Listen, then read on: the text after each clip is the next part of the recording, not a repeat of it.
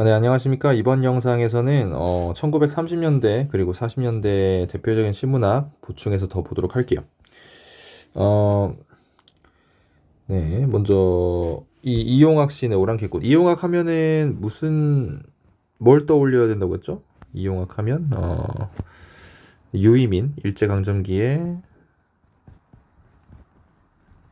유이민의 삶을 이제 시로 표현한 그런 시인이라고 꼭 알고 있으라고 했죠? 저번 영상에서 설명했으니까 이 정도만 설명하고 더 이상은 안 할게요. 그래서 이 시도 그런 내용이 포함이 돼 있어요. 한번 보도록 할게요. 제목이 오랑캐 꽃인데 왜 그런지 봅시다. 긴 세월을 오랑캐와의 싸움에 살았다는 우리의 먼 조상들이 너를 불러 오랑캐 꽃이라 했으니 어찌 보면 너의 뒷모양이 머리채를 들이인 오랑캐의 뒷머리와도 같은 까닭이라 전한다. 자, 이 부분 지금 편집이 잠깐 잘못됐는데 이게 이어져 있어야 돼요. 이 편집이 좀 실수됐네. 어쨌든 이 부분은 1년은 서사적으로 썼죠. 여기다 서사적이라고 쓸까? 서사적. 그러니까 줄글처럼 썼다는 거예요. 소설처럼 약간 소설처럼 서사적으로 썼는데 내용을 보면은 색깔을 좀 바꿔서 너의 모양이 머리채를 들인 오랑캐의 뒷머리와도 같은 까닭이라서 이름을 오랑캐꽃이라고 불렀다. 이렇게 그죠? 단순히 외향적인 유사성 그죠? 유사성 때문에 로 인해 제 이름이 오랑캐꽃이 됐습니다.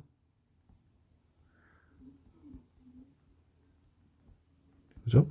단순히 외향 유사성 때문에 외적 유사성 때문에 그 다음 봅시다. 그렇게 됐는데 안악도 우두머리도 돌볼 새 없이 갔단다.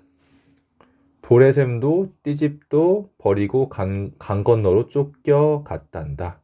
지금 누군가가 쫓겨갔어요. 고려 장군님 무지무지 쳐들어와 오랑캐는 가랑잎처럼 굴러갔단다. 이 오랑캐는 이제 참고적으로 이 오랑캐는 여진족을 말합니다. 여진족. 우리나라 이렇게 있으면 두만강 넘어서에 여진족이 있었는데 이 여진족이 이제 뭐 침략도 해오고 우리나라가 이제 다시 막고 이랬던 이제 이렇게 막 전투를 했던 적이 있어요. 그래서 이 고려 시대 때 장군들이 이제 여진족을 이제 무찌르려고 가가지고 쫓아냈다고.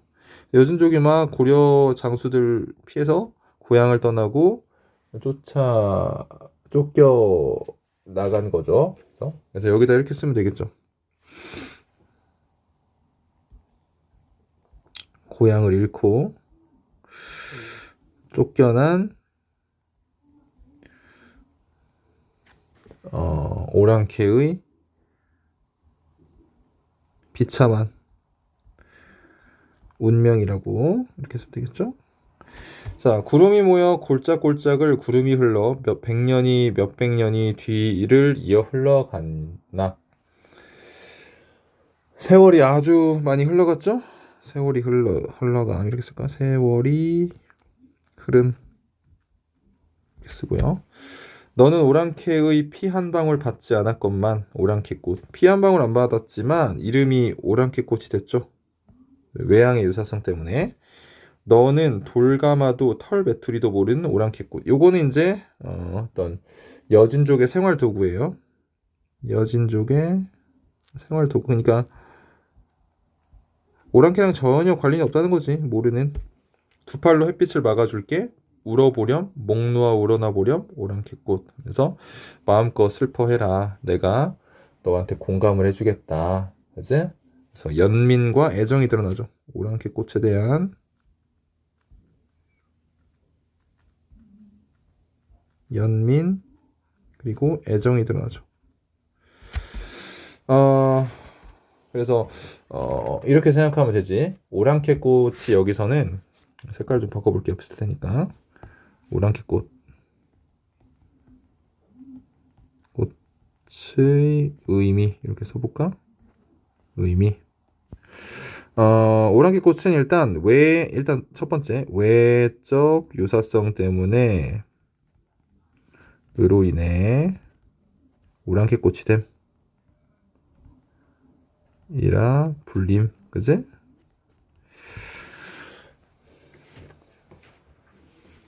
네.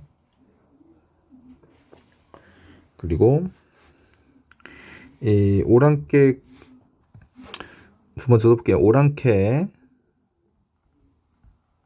꽃을 통해 고향을 잃고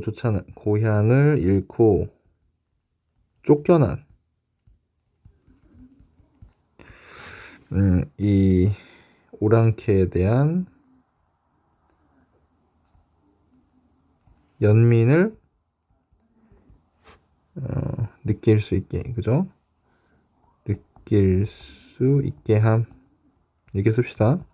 그러니까 쉽게 말하면 오랑캐 꽃을 보고 고향을 잃고 쫓겨난 오랑캐에 대한 연민을 생각하게 했다는 거죠. 이 꽃을 통해서. 그래서 이 마지막 세 번째 오랑캐 꽃을 통해 우리나라 지금 현재 우리나라 국민들도 우리나라 민족도 우리나라 민족 고향을 잃고, 그죠? 고향 잃고 떠도는 우리나라 민족을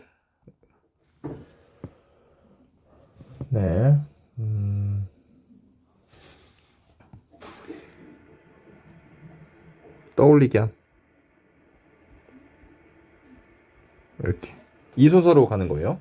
외적 유사성으로 인해 오랑캐 꽃이라 불리는 오랑캐 꽃을 보고 고향을 잃고 쫓겨난 그 옛날 여진족 오랑캐에 대한 연민을 느끼면서 우리나라도 지금 현재 별반 다를 게 없다. 우리나라 민족들도 고향을 잃고 떠돌고 있다.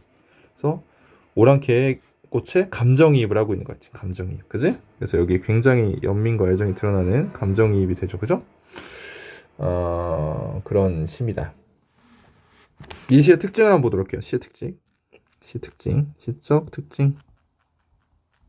첫 번째, 선생님이 방금 체크하는 부분 한번 보세요. 노란색으로, 회색으로 해볼까?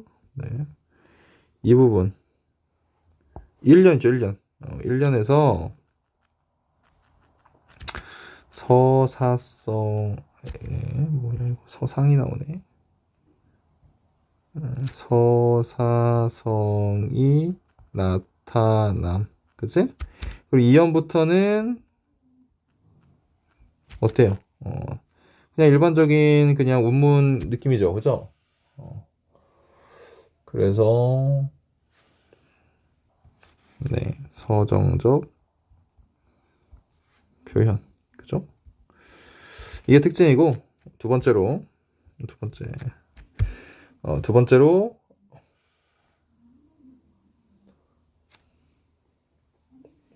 첫 부분에는 좀 오랑캐 꽃에 대해서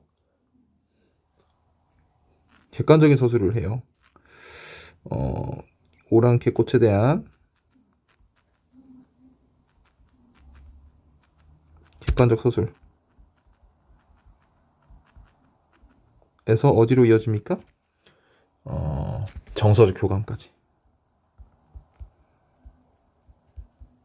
처음에 이제 그러니까 쉽게 말하면 거리감을 좀 나타냈다는 거지. 거리감 있음.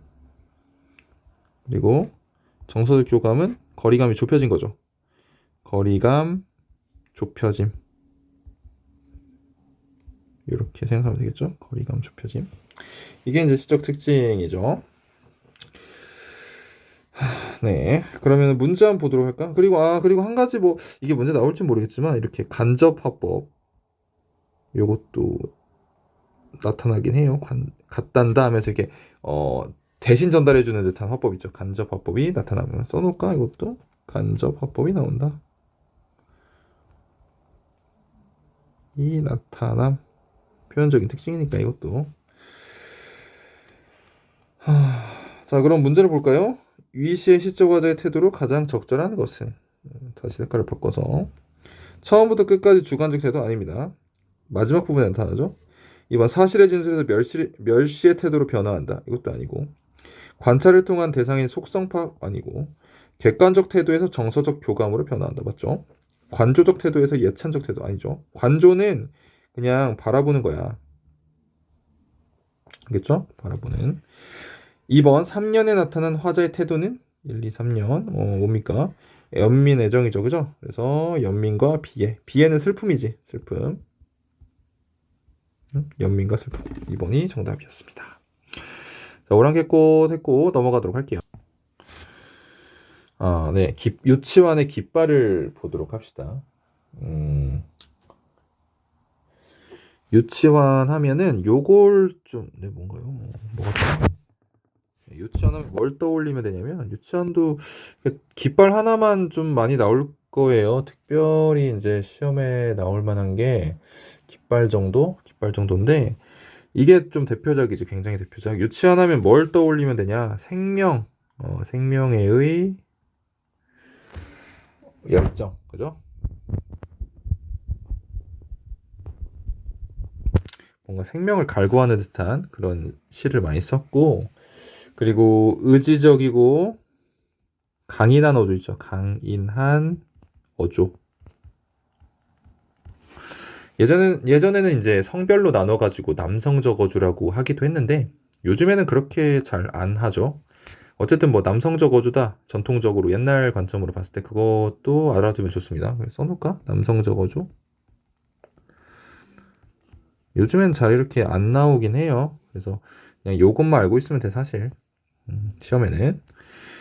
자, 그러면은 내용을 한번 볼까요? 이제 어떤 시를 썼는지. 제목이 깃발이고 이것은 소리 없는 아우성. 예, 이거 아주 유명한 아주 보기에 많이 나오는 그죠? 역설법이죠, 역설법. 소리가 없는 아우성이다. 좀 확대를 해볼까? 차라리 이렇게 할걸. 아우성이 소리치는 건데 어떻게 소리 없이 소리를 칩니까? 그죠? 말이 안 되죠. 하지만 역설은 이렇게. 역설의 의미가 뭡니까? 모순적인 표현 속에 뭐가 담겨 있어요? 진리라든지 깊은 의미. 그게 역설이죠? 이 소리 없는 아우성 안에 무슨 깊은 의미가 담겨 있을까? 한번 보도록 할게요. 왜 소리 없는 아우성이라고 했을까? 봅시다. 저 푸른 해원을 향하여 흔드는 네, 뭐가 나왔습니까? 파란색으로 할게요. 해원이니까. 바다. 딱 보면 뭘 떠올려야 돼? 색채. 그죠? 시각적 심상. 이제는 뭐 자동으로 나와야 돼요. 시각적 이미지. 저 영원한 노스텔지어의 손수건. 노스텔지어라는 거는 향수죠, 향수. 고향을 그리워하는 어떤 마음, 노스텔지어. 초록색으로 해볼까? 지금 제목이 깃발이니까 딱 눈치 빠른 사람들이 알 수 있어요. 깃발에 지금 이 깃발이 막 펄럭펄럭 하고 있고, 그지? 저 앞에 뭐가 있습니까? 바다가 막 이렇게 바다가 쫙 펼쳐져 있고, 그죠? 이게 바다라고 쳐봐요. 바다가 펼쳐져 있고 이 깃발이 막 펄럭펄럭 하고 있는 그런 상황입니다. 그죠? 이거를 마치 뭐로 표현했어요? 바다를 향해 손수건을 흔드는 것 같다고 표현했죠? 이렇게 손수건 흔드는 것 같다고. 순정은 물결같이 바람에 나부끼고 오로지 맑고 곧은 이념의 표대 끝에 애수는 백로처럼 날개를 펴다. 이 순정은 깃발을 의미합니다. 네. 뭐처럼? 물결같이 지규죠? 지규법. 이 깃발이 마치 물결처럼 바람에 나부끼고 있구나. 막 흔들리고 있어요. 오로지 맑고 곧은 이념의 표대 끝에. 어떤 이념? 맑고 곧은 이념의 표대 끝에. 그래서 이게 한번 끝까지 읽어볼게요. 애수는 백로처럼 날개를 펴다. 이 애수도 뭘 의미합니까? 이 애수도 깃발을 의미합니다. 다 이게 은유제 은유. 왜 이래? 다시 하겠습니다. 은유, 은유법. A는 B다. 그죠? 백로처럼 이건 직유고 날개를 펴다. 깃발이 막 흔들리고 있습니다. 아, 누구인가 이렇게 슬프고 애달픈 마음을 맨 처음 공중에 달 줄을 안 그는. 도대체 누가 이 깃발을 이렇게 매달아 놨을까? 저 바다를 향해서. 자, 그럼 우리가 이거 상징적인 표현을 좀 알아보자고요. 상징적인 표현. 그리고 왜 슬퍼한지도 이것도 알아봅시다. 이렇게 생각을 해야 돼. 이 빨간색을 해볼게요. 이 깃발은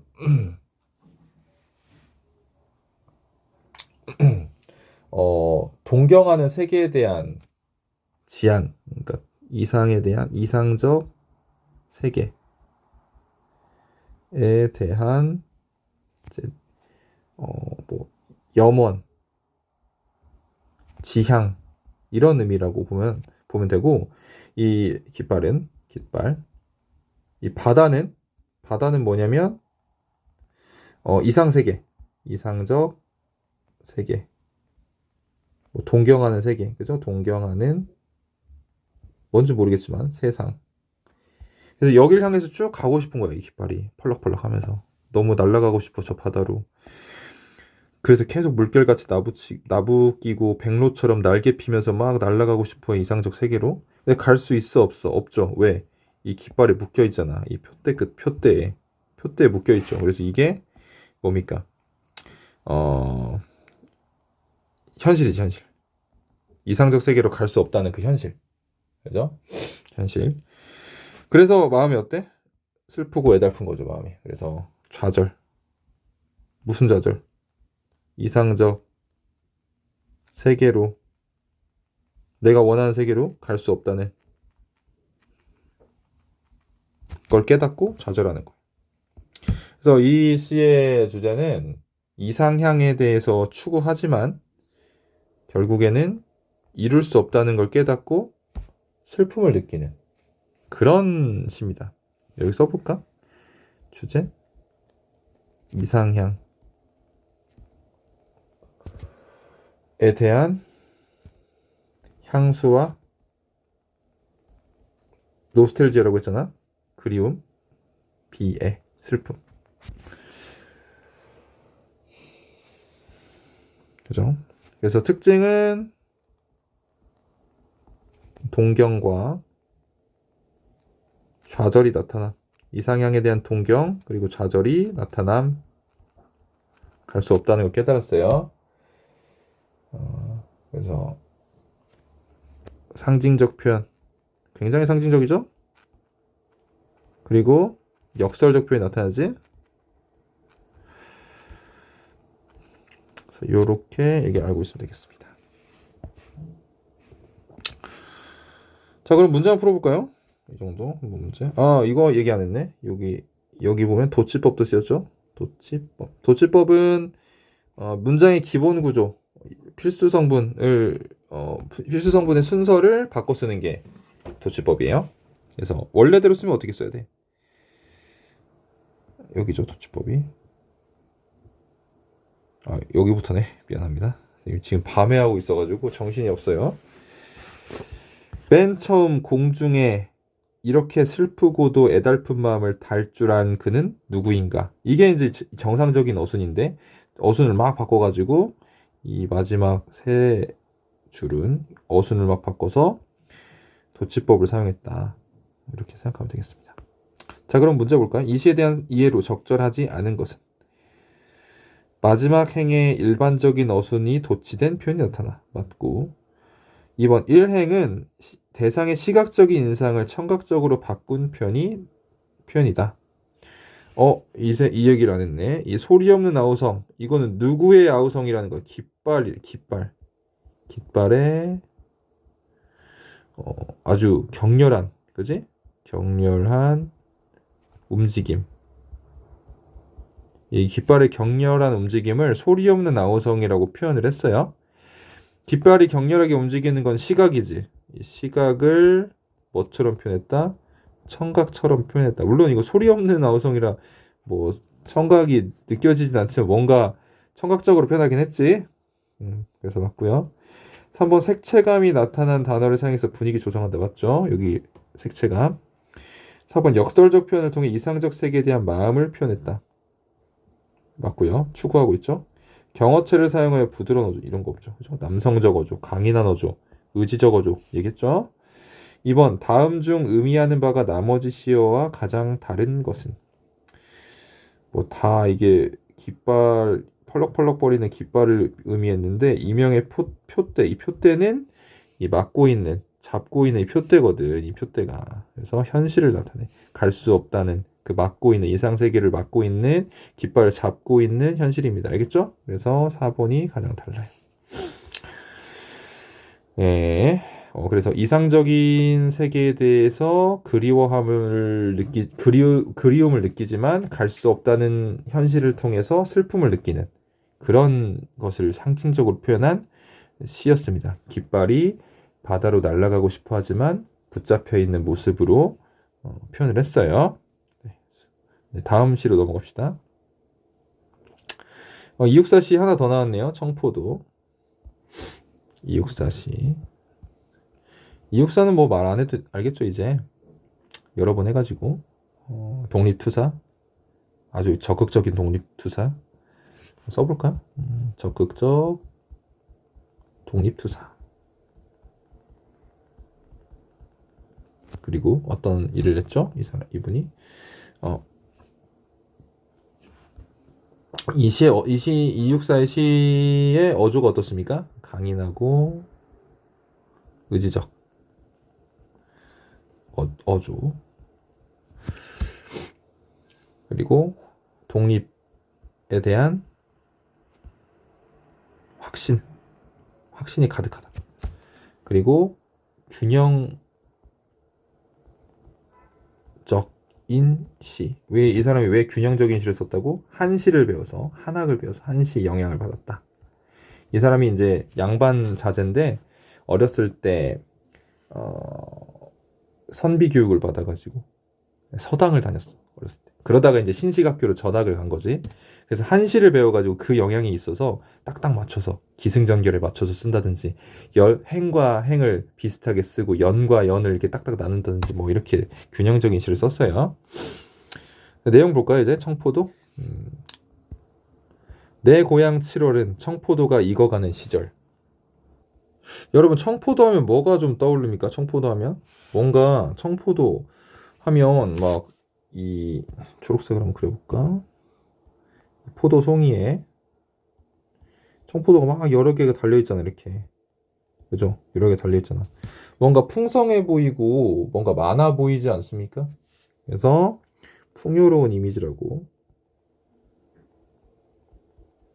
뭔가 알이 많으니까 청포도가 익어가는 시절. 이 마을 전설이 주저리 열리고 마치 뭐처럼 전설을 뭐처럼 표현했어. 청포도처럼 표현했죠.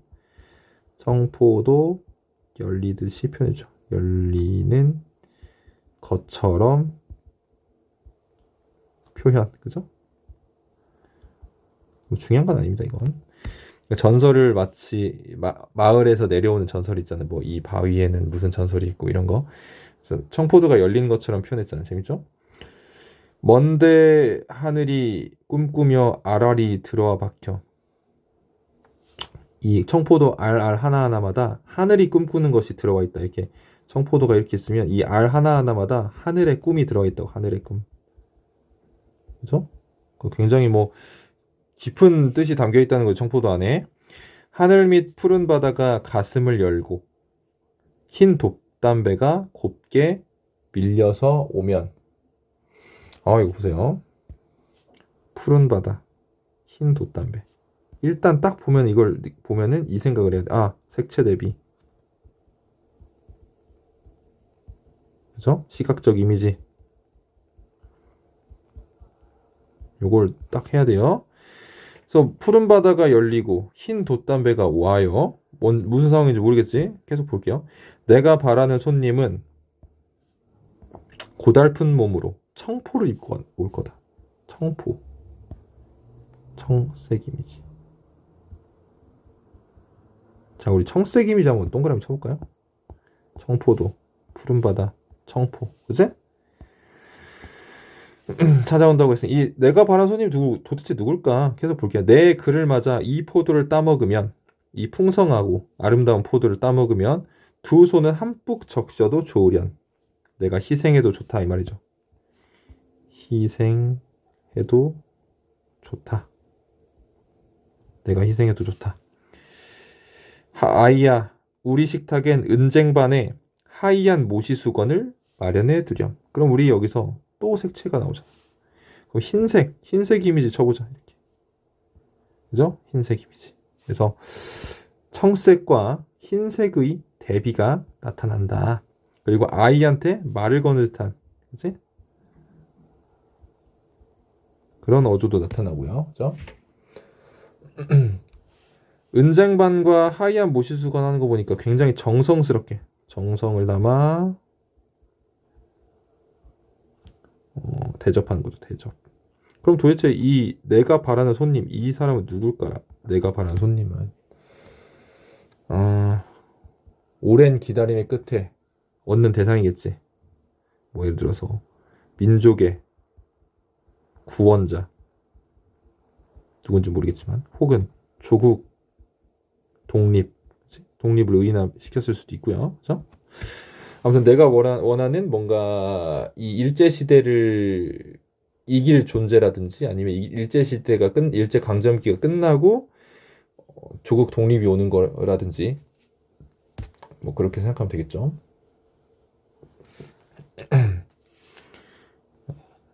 그래서 이 시는 상징적인 소재를 많이 사용해가지고 내가 바라는 그 미래가 오면 내가 희생해서 정성을 담아서 그 대상을 대접하고 싶을 정도로 아주 내가 그 대상을 바라고 있다. 이런 마음을 표현한 시입니다. 자, 문제 한번 볼게요. 이 시의 표현상 특징으로 바른 것은 동일한 어구를 반복하여 사용하고 있다. 있습니까? 없지? 네, 틀렸네. 2번 선명한 색채 이미지의 대비가 나타난다. 맞죠? 3번 직설적이고 상징적이죠. 풍자 역설 없죠. 리듬감을 살리기 의도적 주어 단어 만들었습니까? 없습니다. 정답이 2번이었던 문제였고 2번 이 시의 시대적 배경을 고려했을 때 송림의 상징적 의미로 적절한 것은 화자의 가족 아니고 조국 광고 받고 사랑한 연인 남북 통일 아니죠. 2번이죠. 너무 쉽게 풀어봤습니다. 그래서 어떤 조국 독립 민족의 구원자를 염원하는 그리고 풍요로운 나라를 염원하는 풍요로운 있잖아요. 풍요로운 나라를 염원하는 그런 시인의 마음이 반영된 상징적인 시다. 이렇게 생각하면 되겠습니다. 넘어갑시다. 자, 이제 다음 시 보도록 할게요. 이번 영상에서는 이것까지 보겠습니다. 박모걸이 나왔는데 박모걸은 청록파의 3명 중 1명이죠. 그죠? 3명 중 1인. 명이라고 해줄까? 그죠? 그래서 조지훈, 박두진, 박모걸 3명 중에 1명입니다. 이 박모걸은 주로 동양적 이상향, 동양적 세계 또는 또 뭐가 있습니까? 이 사람 자연 친화적 세계 이런 세계를 많이 시로 썼어요. 초기 때는 이제 후기로 갈수록 일상적인 내용으로 바뀌긴 하는데 이 1940년대에는 40년대에는 이런 시를 많이 써서 청록파라고 불렸어. 청색 이 록자가 사슴록자야. 순록할 때 록자 있죠. 그 루돌프 사슴 순록 그죠? 풀은 사슴 이런 좀 동양적이고 환상적이고 좀 그런 이상적인 세계 자연 세계를 막 시로 써서 청록파라고 불린 사람입니다. 내용 봅시다. 나그네 강나루 건너서 밀밭길을 사문보가 쓰였습니다. 사문보 음보하면 딱 사문보 새 덩어리로 끊어 읽습니다. 구름에 달 가듯이 가는 나그네 길은 외줄기 남도 300리 술 있는 마을마다 타는 저녁로 구름에 달가듯이 가는 나그네. 이렇게 사문보를 읽어요. 자, 한번 내용 볼게. 강나루 건너서 밀밭길을 구름에 달가듯이 가는 나그네. 자, 나그네가 뭐처럼 간다고? 달처럼 구름에 달이 가듯이 나그네가 간다고. 구름에 달이 구름이 이렇게 떠 있으면 달이 이렇게 구름에 가나요? 모르겠지만 아무튼 뭔가 떠다니는 것 같이 간다는 거죠. 그 나그네가 사람이 가는 것 같지가 않고 자연이 떠다니듯이 간다고. 뭔가 좀 유유자적하는 느낌이 나죠. 뭔가 부드러운 느낌이 나고, 그죠? 길은 외줄기 남도 300리. 아주 먼 길을 가요. 굉장히 먼 길 가지. 술 읽는 마을마다 타는 저녁놀. 아, 시각적 이미지. 그죠? 시각적 이미지하고 술이 익는 마을. 이거 후각적. 후각이 느껴지지? 술이 익는 냄새.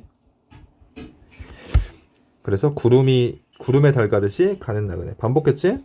그래서 반복하면 운율 형성, 안정감 형성, 그지? 운율, 안정감, 강조 이런 효과가 있죠. 자, 내용 이게 뭐 특별할 거 없는 것 같은데 도대체 이게 왜 나올 만하고 유명할까? 이 시는 이 나그네가 체념과 달관의 정서, 달관입니다. 이게 잘 써줘야겠다. 잘 안 쓰는 단어니까 달관의 정서가 나타난다.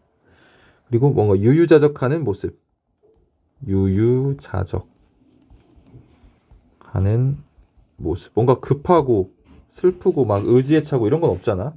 그냥 막 조용히 앉아가지고 뭐 걸어가는지 뭐 말 타고 가는지 모르겠지만 달 가듯이 남도 300리까지 먼 길을 천천히 가고 있고 뭔가 바라거나 의지적이거나 희망하는 거 없이 그냥 모든 걸 다 체념하고 내려놓고 달관하고 내려놓고 그런 마음이 느껴지잖아요. 그래서 이게 이제 일제강점 하에, 그죠?